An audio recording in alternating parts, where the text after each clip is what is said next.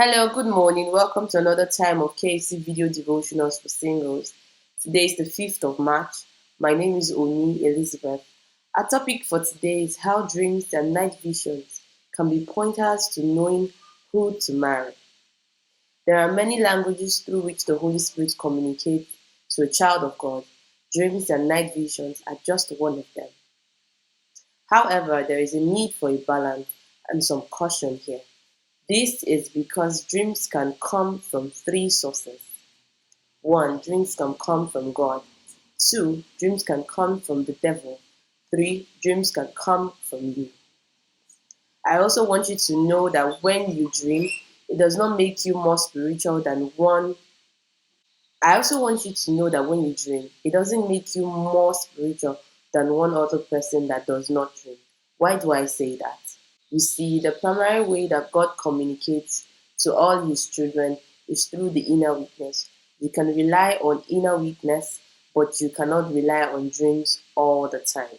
In fact, I usually tell people that dreams should confirm what God already told you and ought not to be taken as the only means of divine direction. Do I have anything against dreams? No. If there is anyone who used to dream, it's me. Oh my.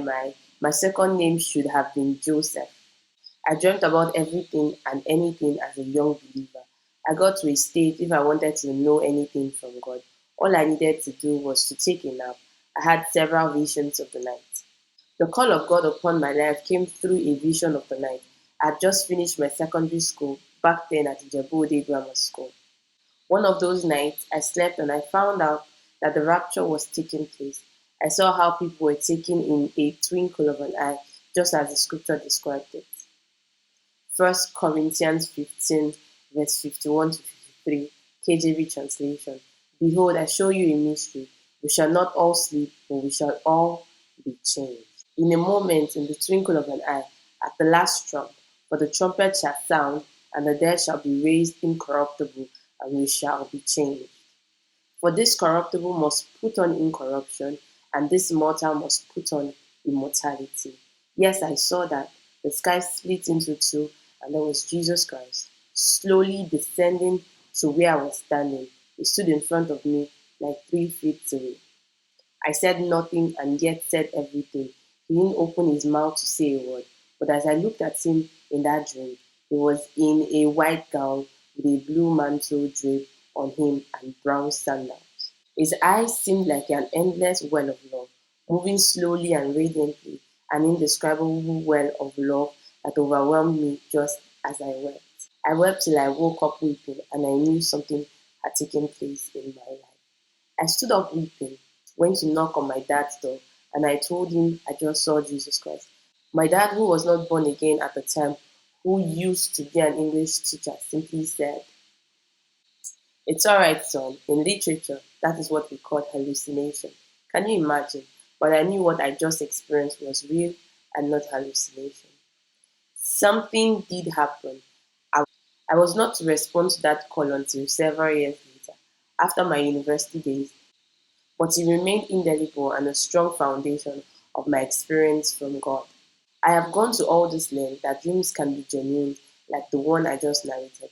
Joseph's call came through dreams, but you cannot rely on a dream when you have not read your Bible for many weeks and you have not been fellowshipping with God. Also, if you see a girl or a guy you like and you think about him or her a lot, you may start having dreams about that person and it may not be from God. It's just a dream as a result of your thoughts. So don't go and propose because of one dream. Pray and allow God to speak to you through inner witness as well.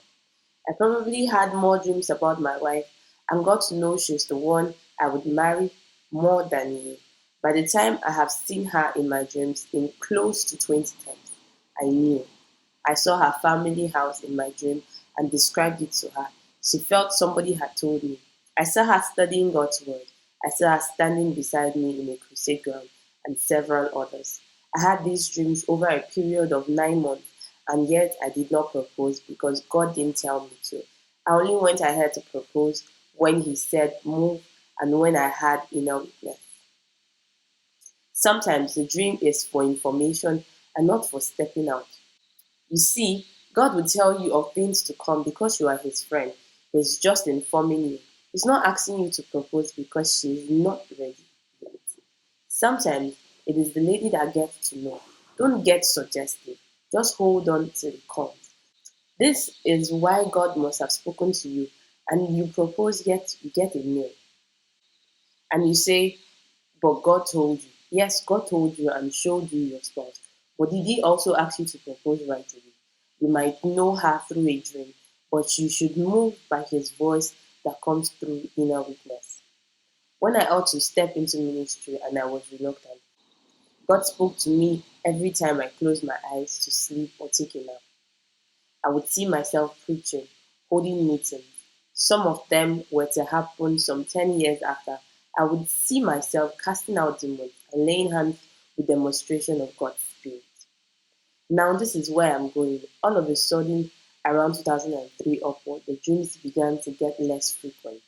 2 to 3 dreams in a day became once a week and then once a month. I was bothered and worried. Has God left me? But God was training me so that I can rely on the Holy Spirit to hear him all the time and not have to be knocked to sleep before I could hear anything.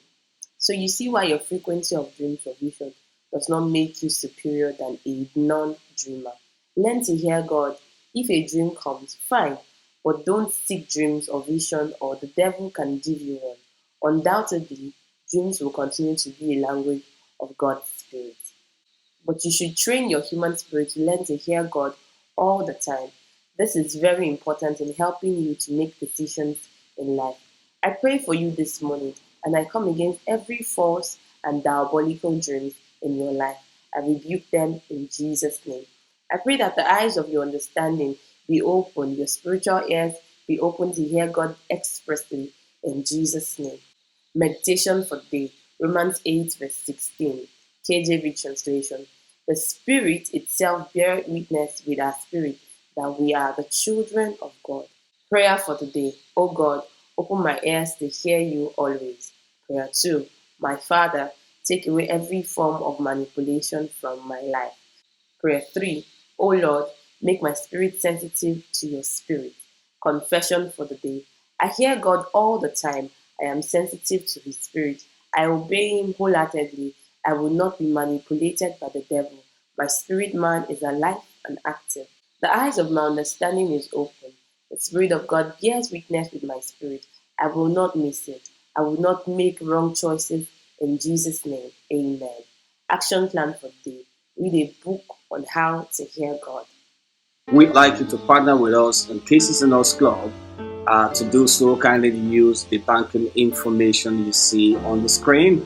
And for international givings, please navigate to the URL you see on the screen at casesandus.com/give. God bless you as you do so. This devotional is taken from our books for single and married, and these books are available on Amazon and on Kada Books. In order to access the books, kindly navigate to the URL you see on the screen at casesandus.com/books. If you live in the city of Ibadan, we'd like you to watch it with us at Shouts of Grace Center. It's at Joker Plaza, beside Trans Amusement Park, Bodija UI Road, in the city of Ibadan. On Sundays, we have 2 services by 7:30 and 9 o'clock, and by Wednesdays, 6 p.m. It will be our pleasure to have you. Kindly follow us on Cases and Us Club at casesandus.com. You'll have a lot of resources for your soul.